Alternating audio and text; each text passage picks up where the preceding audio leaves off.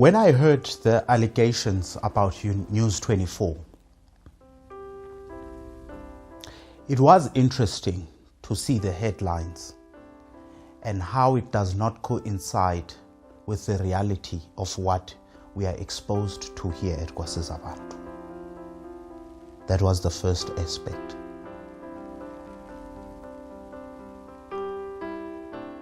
Then my heart simply said, you know what you came here for. Do not be swayed by alternative news to deviate you from the goal of what you came here for. That's what I came up with. Then I looked at the situation from a corner because I really did not know the details.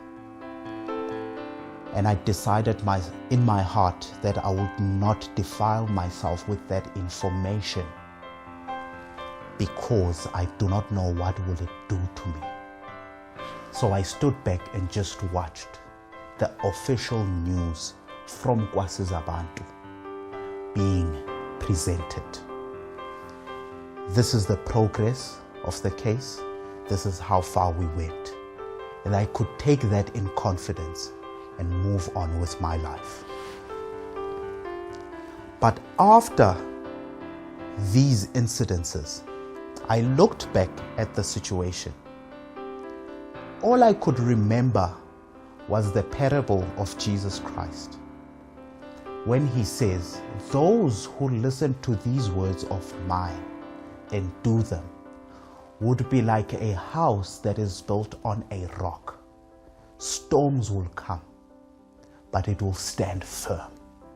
That's what I came out with. I just want to hint on one story that I heard. Before 1994, we were told that the special branch came, asked a few questions to Ubaba Mfundisi, saying that he is a communist because he's living amongst the black brethren. The way the story was told, it was so neutral, you could not pick it up as to how intense it was. But when I looked back at News 24, I understood the measure of onslaught, of what did it mean in terms of its intensity. It was not just a simple question and answer session. It must have been an interrogation. And that's what Ubaba Mfundisi has survived with this gospel. And then I said to myself, with News 24, I have the practical evidence that they tested us. The storms came, but they did not manage to break down the house that is built on the rock. That's what I came out with. As for salaries, working, stopping, and so on and so forth, today it still remains a miracle.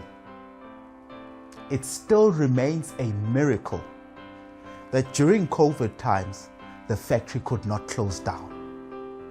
And we still had some sales going out, although there was an onslaught of News 24. And that for me reminded me of the words of my father that said, if I am part of politics, that's what my father said. And then he said, after 1994, we will search Ubaba Mfundisi.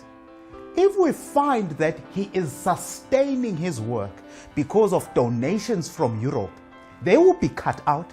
He will disappear in the air. But if it is God that is with him, he will surely survive through and live through. And that's what it reminded me. We still survived even though there was an onslaught because of News 24. And that's only because the Lord God Almighty is part of this work. That's all I have to say about News 24. Thank you.